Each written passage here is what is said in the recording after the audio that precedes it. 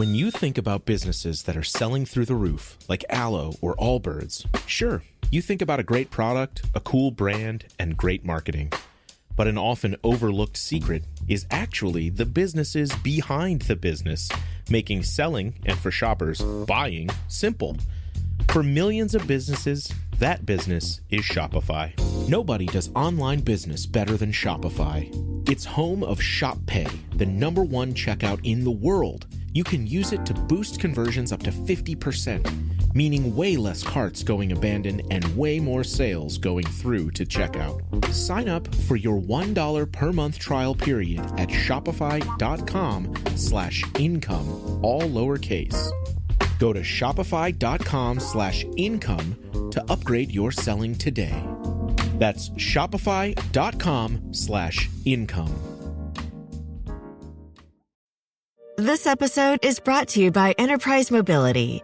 From fleet management to flexible truck rentals to technology solutions, Enterprise Mobility helps businesses find the right mobility solutions so they can find new opportunities. Because if your business is on the road, they want to make sure it's on the road to success. Enterprise Mobility, moving you moves the world. Find your road at enterprisemobility.com. The Presidencies of the United States is a proud member of the Evergreen Podcast Network.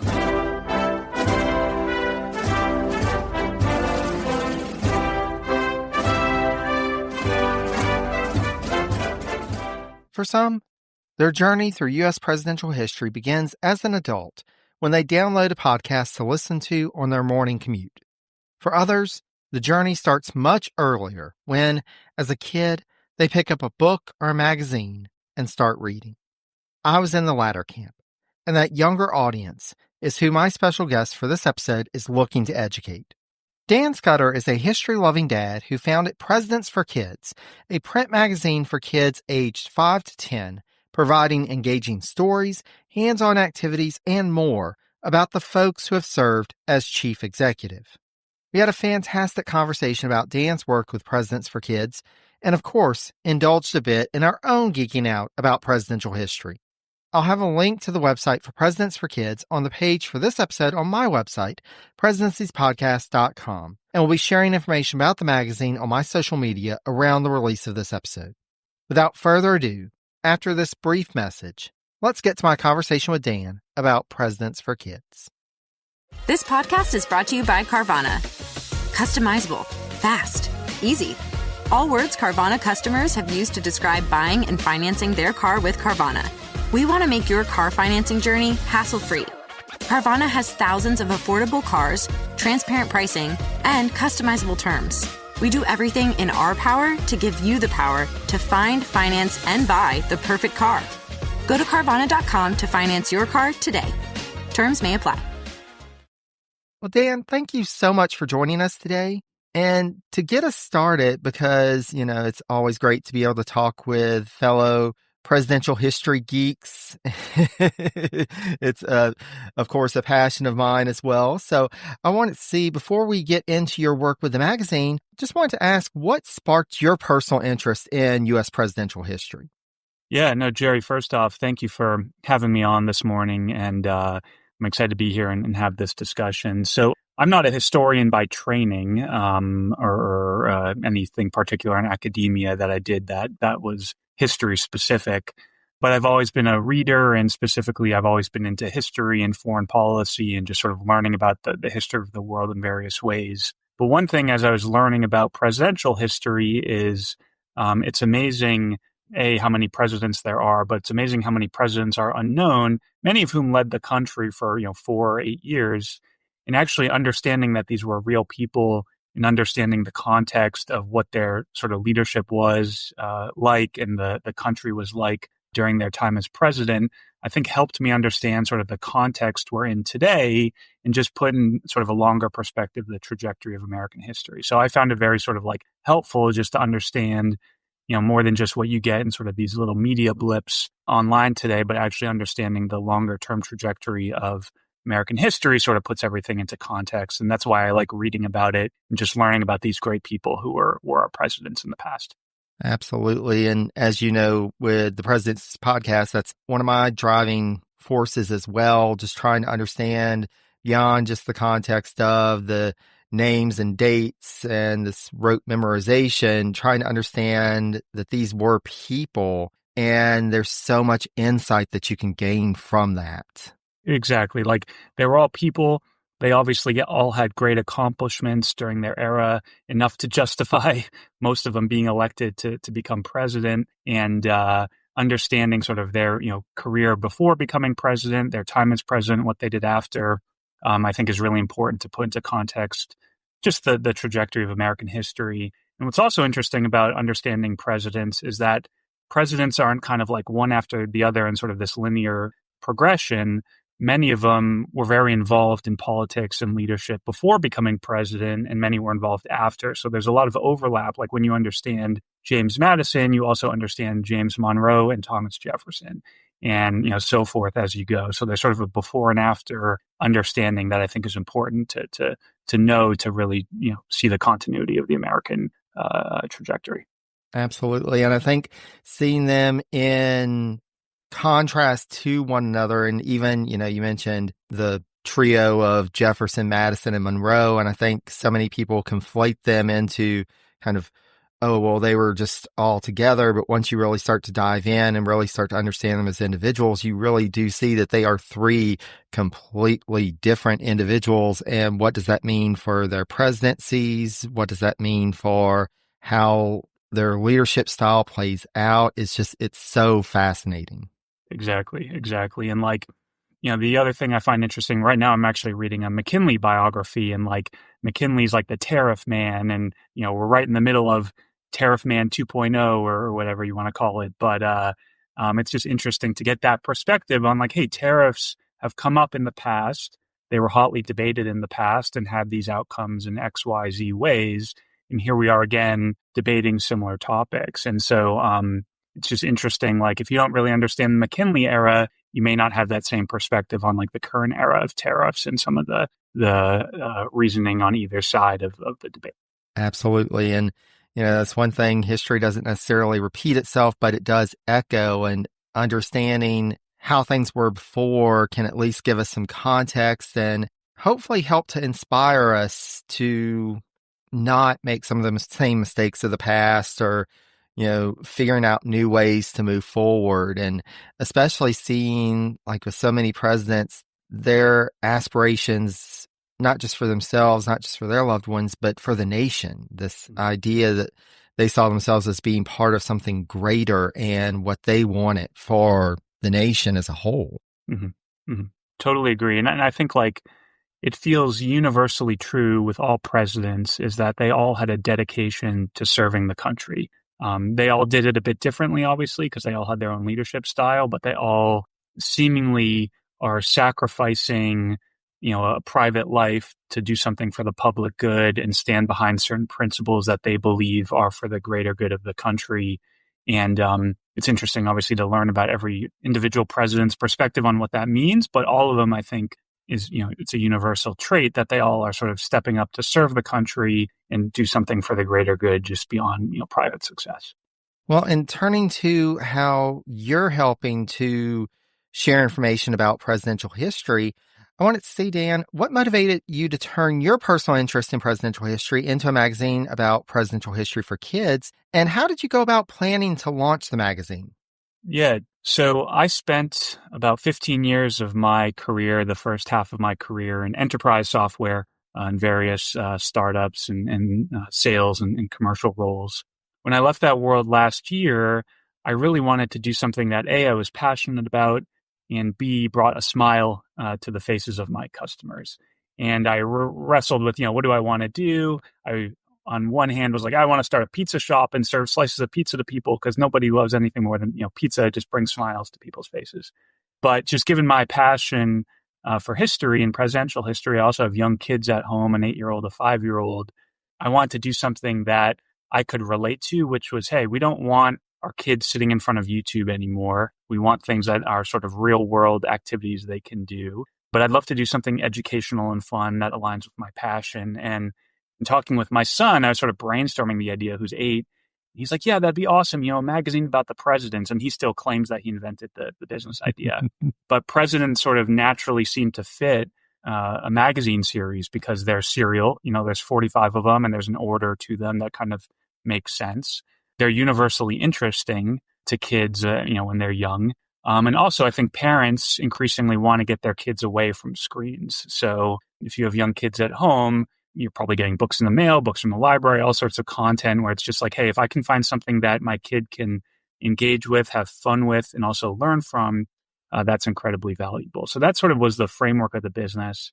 The other thing about it I liked is that when you talk to young kids and really adults too, who aren't deeply into presidential history, they don't know a lot about presidents other than Washington, maybe Jefferson, Lincoln, and then, the most recent 3 presidents or something like that.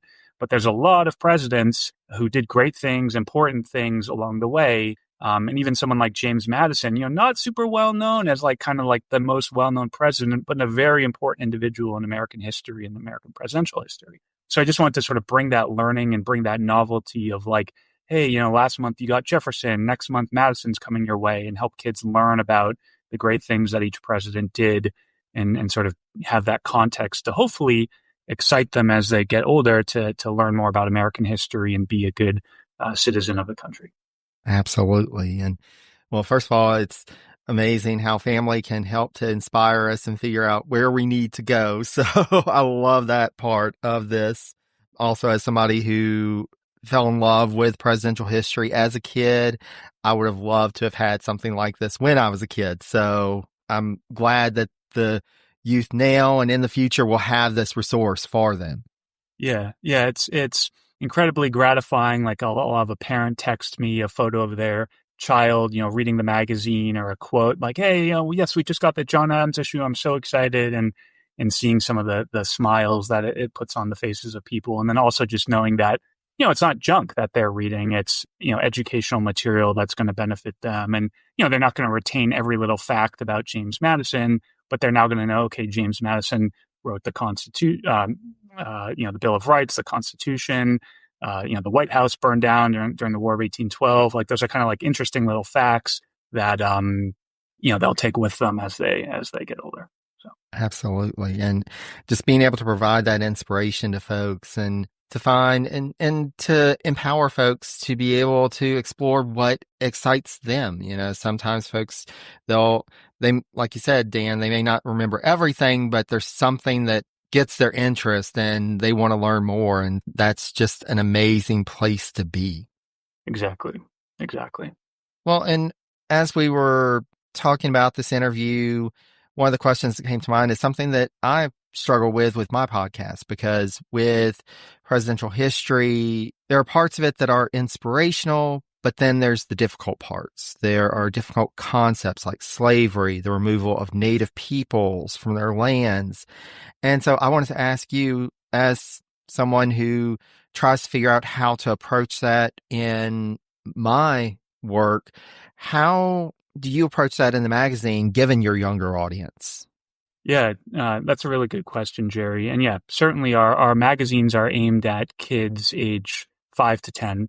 And so there's, sensitivity around what age is appropriate to learn about these subjects. How do you present it? How deep in detail do you go into each subject? And, we've heard a number of points of feedback around it, but there's probably 4 kind of main threads that are a bit controversial. I think one is slavery. You have war, you have relations with the Native Americans, and then also assassinations. There's been a handful of those in presidential history. And there's even weird ones like Grover Cleveland was a sheriff who actually executed people in his role as sheriff. And do you talk about that? That's something we avoid.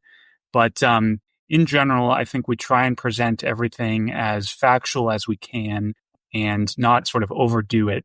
But also present it within the context of this was a time and this was a person where other things were going on. So, early founding fathers, they had many great accomplishments. Yes, they had slave holdings that in hindsight were obviously not very good in American history. And that's a bit of a stain on our presidential past. But that was during a time and an era where things were a bit different. So trying to frame it kind of as simply as possible, but then really leaving it to the parents and the educators who are reading these magazines alongside the kids to kind of further the dialogue and take it as far as they want, because a 5-year-old's understanding of the history of slavery is different than a 10-year-old's and different than a 20-year-old's and certainly different than an adult. And the person that's going to sort of know how to present that best with the kid is the parent or educator who's alongside them. So we don't want to totally neglect it. We want to mention it, but really focus on the good of the person and the time period, and then let parents kind of carry the ball from there. Absolutely. And, speaking as somebody, like I said, I've been studying presidential history for as long as I can remember. Some of my earliest memories are taking the encyclopedias out, researching president by president, and those difficult concepts, like you said, I didn't fully understand them at the time, but I at least had an awareness. And over time, with that initial inspiration, it's inspired me to learn more and to research more and to be able to now share it in the podcast. And so it's something, I don't think should be completely ignored, but at the same time, trying to put it into a place where at that level, they can understand something and be inspired as they move on, and their understanding broadens to be inspired to learn more. Exactly. Like James Madison, a great individual with these great accomplishments early in American history, had slaveholdings. How do you address that? So we really want to focus on James Madison did these great things, helped America during this time period in these great ways. Also during that time period, he had slaveholdings, which was unfortunately part of America back then, and let parents and educators continue the dialogue from there. But then for the kid, when they hit the age of 10 or whatever age they start doing more research and understanding of our past, they're not totally shocked by, I thought these people were all just perfect. And it's like, no, everyone had their imperfections, and this was, a bad part of American history as well, and helping them learn more about some of those components of our story too. Absolutely. Well, and starting a new endeavor is never easy. And I, again, can speak from experience. You don't know what you don't know until you're in the midst of it. And so I just wanted to ask you, what's been your greatest challenge thus far with Presidents for Kids? Yeah. It's been a lot of fun. So I came from the software world where we're selling sort of enterprise, really expensive software deals. And now I'm in the print publishing world where we're printing and mailing magazines to people. And I've obviously had to learn a lot about the printing business and how do you build great content? How do you get that to a printer? How do you print and mail it?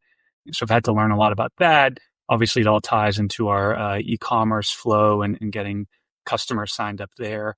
I think the biggest challenge is sort of myself as a not academic or educator by training, kind of entering a world of folks who, have spent their whole life studying a specific president or, American history or whatever it is, and engaging with them and having the kind of credibility with them to be able to share what we're doing and feel good about it. And, thankfully we've been received very well, because I think all historians and academics, they teach older kids in many cases, high schoolers, college kids, but they're like, man, if these kids came in more excited or with a little bit more background on some of these topics, they'd be so much more engaged with what we're presenting them.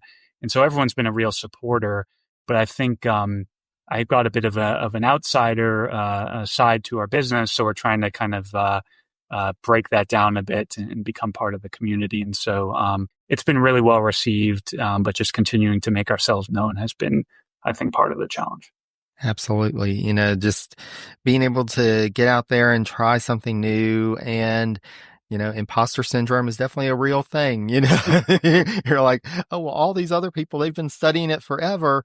But I know one of the things that I try and encourage folks to do, we're all scholars, we're all students of history, and we're all learning. Even the folks with the degrees, the titles, they're still learning as well. And that's been one of the amazing things with presidencies, actually getting to talk with scholars and historians and seeing with them, just like with presidents, they're real people too. They're still learning and growing and, being able to bring our expertise and to be able to grow in the things that maybe we're not an expert in is just an amazing place to be. And ultimately, that's history. That's how we help to educate the public in general, is by showing this is your history too. You can be a part of this dialogue. Exactly. And the history of George Washington, that's a history that we all own. I mean, he's a, first president, founder of the country, all that. So it's a history we all own. It's not only owned by the academic researchers and so forth. And I think everybody needs to be involved in it. Everybody needs to understand the stories of these presidents. And, we're not trying to replace the in-depth biography of a very nuanced topic around George Washington. We're trying to just get younger kids fired up about the presidents and understanding, hey, there's 45 presidents. Here's whatever, James Monroe. You may not be learning about him in sort of the mainstream history class, but actually a very important leader who had, these accomplishments in his career and so forth. And that is sort of a stepping stone to, as they get older, maybe that will further their interest in pursuing American history. Maybe that will prepare them for when they land in academia, being able to talk with these historians more intelligently and in a more engaging way. And so that's really our goal at this stage. Well, Dan, I've got to ask you the question that always comes up for anybody who is a presidential history geek, who's involved with anything with presidential history. So first of all, in terms of the magazine, which has been your favorite president to work on thus far? And of course, I've got to ask, who is your personal favorite president? Yeah. So both good questions, and they sort of dovetail together. I think Teddy Roosevelt from the magazine perspective is incredibly interesting just because he was such a fun, energetic, dynamic president at a time of so much American change.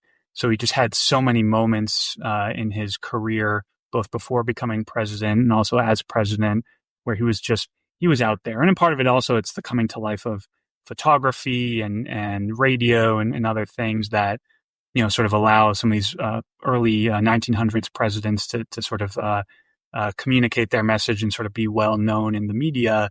But I think Teddy Roosevelt just is so dynamic and so fun from the magazine perspective.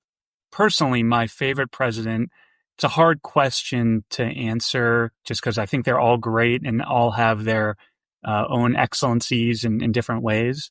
I'd probably say there's two I really admire in sort of the past. I think one is James Garfield. He was at a time, coming out of the Civil War and post-Reconstruction, where he was really seemingly universally loved. He was a man of principles, a well-intentioned leader who I think wanted to improve the unity of the country, wanted to invest in education and all of that. And obviously, sadly, his presidency was cut short pretty quickly. And so maybe it's the mystery of what could have been if Garfield continued on to serve the remainder of his term. I think he could have been a 2-term president, just given the amount of support he had.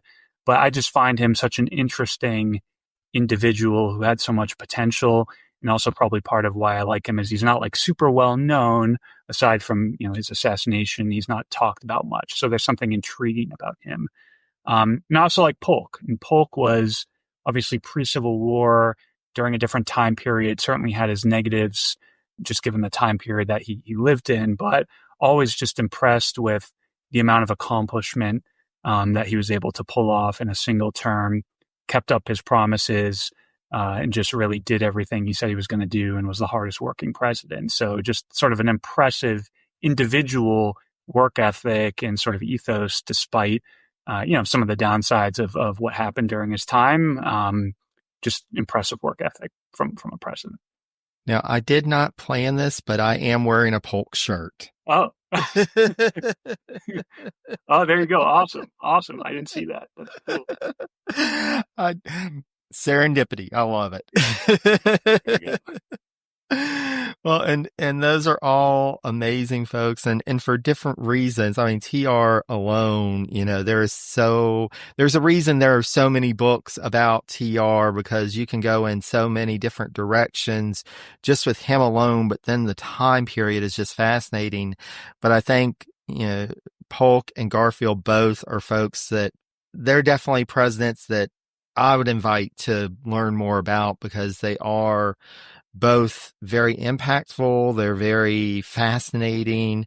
And in some cases, in some instances, it's about that, what might have been, especially with Garfield, but even with Polk, he was a young president that ended up working himself to death and died shortly after his presidency. If he hadn't, who knows what influence he may have had on the future as a post-president. Right. Yeah.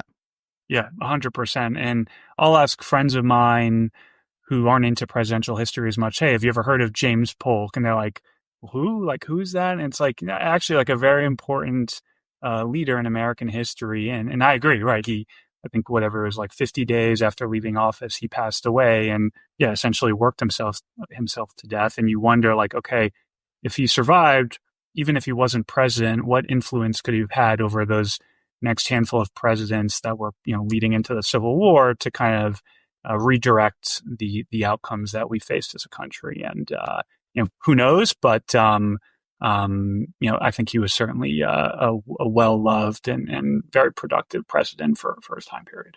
Definitely. Well, and speaking of the magazine, I was wondering what president you're most looking forward to covering in a future issue, but then also which one do you think is going to be a challenge? And I've got a couple in mind, so I'm interested to see what you say. Yeah. So we've built out all 45 issues, so Nice. One for each president, and obviously the Grover Cleveland and Trump, even though they're doing non-consecutive terms, are each getting one issue. So they've all been built out. They've all been incredibly fun to work on and just learn about the history of each one's career. And each issue has like really fun things, because it's like not just like fun facts and some stories about the presidents, but we do coloring activities and like a bedtime story that's great for kids that kind of is like fun fiction about the president, but ties to like historical facts, trivia, things like that. So they're all like really fun to build out. And I love working on some like the coloring activities and things like that, because you can do like, elaborate, like the first White House wedding or the first fireside chat or whatever it is, and make it a really fun thing where kids can color it in, but then they remember, okay, FDR, first fireside chat, and it sort of sticks with them. In terms of like challenging ones, I mean, I think this is probably obvious in some ways, but some of the more recent presidents are more challenging to put together. Because I think things are still unfolding, in real time with current presidents, but also legacy takes time to build, and posterity, kind of looks back on a president 100 years later and can kind of weigh the outcome a bit more accurately. Whereas I think right now we're still kind of in the thick of what are the outcomes over the last 20 or 30 years, because it takes time for those things to play out. Was this president ultimately a good president, a bad president, et cetera? We may not know some of these things for 100 years. And so it's just been more challenging to kind of position the context of current presidents over the longer term trajectory. Definitely. And, it's one thing, as I've talked with folks about some of the more recent presidents, and, I try not to get too recent, because like you said, the legacy is still kind of playing out. We're still trying to see what's happening. But, even with like 20th century presidents, there's still so much that we're learning about their presidencies. There's still so much that their legacy is still being built, changing. And so it's always, that can always be a challenge as well. And I think depending on where you're covering in presidential history, some of the earlier ones, it may be harder to help folks to relate to them because it was different time periods. And that in itself is a different challenge. Or there may not be as much information. Like Zachary Taylor is a tough one because his paper's burned. We don't have those primary sources that we love.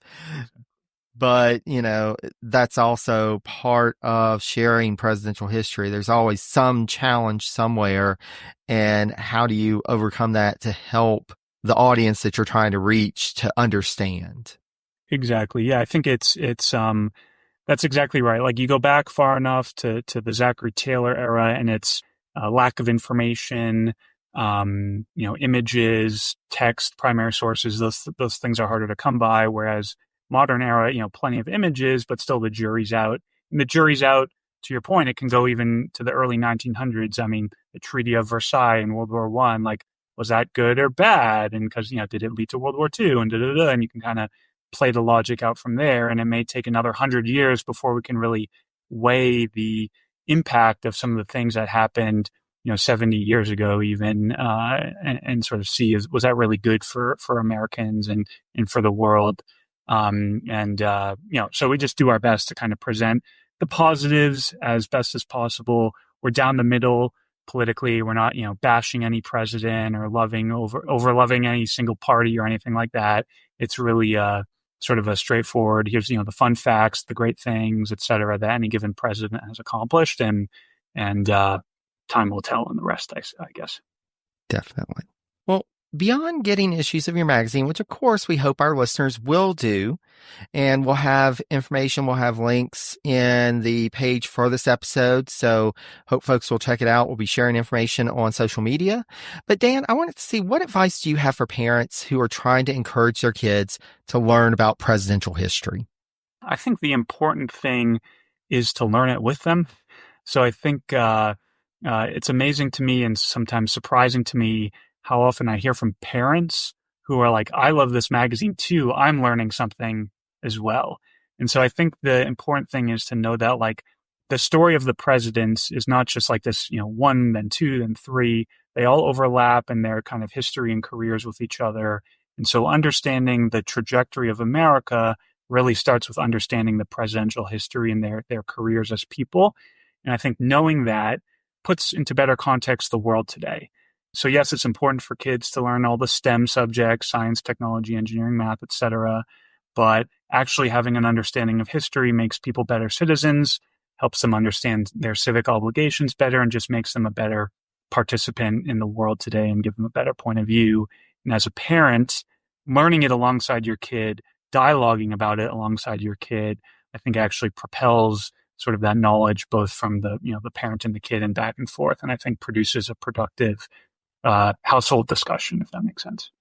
It does. It's actually one of the ways that I got into history. I still remember going with my mom, and we would have friends. We would go to historic sites. We'd have discussions about things. And I still think about that as being, beyond just me sitting and reading and learning on my own, being able to have that communal experience and that family experience and learning together was so impactful. And I think in part is why I love what I'm doing now, is because it's, again, doing research on my own, but also being able to share with folks and to be able to have conversations like this. It's amazing, and it helps to fuel and continue to fuel that passion for me for history. Exactly. And I think, like, in the world where it's like, who's an appropriate role model for my child? Look at the presidents. You've got a library of 45 to choose from. So, you can start learning and teaching them about the great things that all of them have done. And, kids will latch on to this one or that one, or, for whatever reason. But just understanding some of the greatest people in American history, I think, is like very important for Americans, because each president, they did great things, obviously, to get to a point where they were able to win the presidential election. And then they had, some amount of years serving as president. And in hindsight, you may look at somebody's 4 or 8 years and it may seem like a blip in the historical timeline. But, 4 years is a long time. 8 years is a long time. And so they were in charge of the country and doing their best to lead the country in a good direction. And so I think it's just always helpful to get kids involved in that understanding. Absolutely. Well, Dan, thank you so much for joining us. Thank you so much for the work that you're doing. And thank you for helping to shape and educate the next generation of presidential history geeks. I look forward to to having them join my podcast whenever they get old enough. And it's an amazing place to be. It's an amazing thing to think of, that this is something that is a generational passion, and that you're helping to fuel the next generation of presidential historians. That is amazing work. Yeah, no, Jerry, thank you for having me. And yeah, hopefully every single reader of the magazine can become a future podcast listener. And it may not be too far away when it's audio. It's different than sitting someone down in front of a screen to watch, crazy cartoons all day. But thank you for having me. This was a lot of fun. And I look forward to engaging with your audience. Absolutely, Dan. Thank you so much again to Dan Scudder from the Presidents for Kids magazine for a great conversation. To learn more about the magazine and how you can get episodes for the kids in your life, or if you'd like them for yourself, there's no judgment here. The presidential coloring book pages sounded quite fun. You can go to presidentsforkids.com. I'll have a link to Dan's website on the page for this episode on my website, presidenciespodcast.com. There you can also find past episodes of this podcast, links to find out more about all the American presidents, and information on how you, yes, you, dear listener, can help support the work of the Presidency's podcast. Whether you're one of our monthly patrons or leave a rating and review wherever you get your podcast, I greatly appreciate all your support and could not do this without you. If you'd like to reach out to me with any questions or comments, I can be reached via email at presidenciespodcast@gmail.com. You can also follow me on social media if you don't already. I'm available on Facebook, Blue Sky, and Mastodon as Presidencies, on the formerly known as Twitter at Presidencies89, and on Instagram and Threads at Presidencies Podcast. Last, but certainly not least, I thank you so much for listening. Until next time, stay safe and healthy, be kind to one another, and take care, dear friends.